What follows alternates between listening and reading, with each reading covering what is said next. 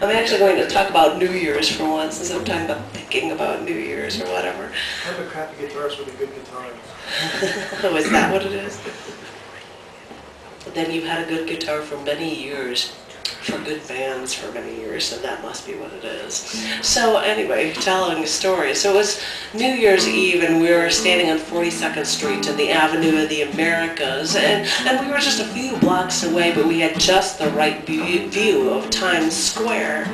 And yes, there was freezing rain, but I really didn't care since I was in New York for only a few days. It was 10:55. Well, we still had a long time to wait with I don't know how many of thousands of other people. Some of them were climbing up the light poles, and all of us were pushing forward in this street, despite the police officers on horseback rushing at us back toward the sidewalk. And our paper bag fell apart in the rain, so I had to let all the water bottles fall to the curb. And then our friend told us that he had to go to the bathroom real bad, you know. So I told him to go right here in the street. It's not like anyone's going to see him. But he didn't want to piss on somebody's shoes, so he asked if I had a water bottle. So I leaned over and I picked up a water bottle from the curb, and when he had finished his job, he closed up that bottle and put it back on the sidewalk.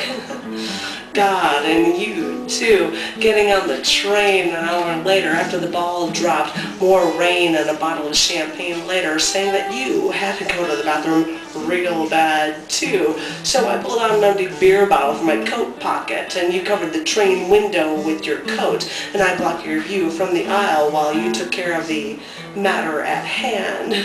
And I'm amazed that that bottle didn't tip over on that hour-long commute, our first of the new year, while I slept on your shoulder.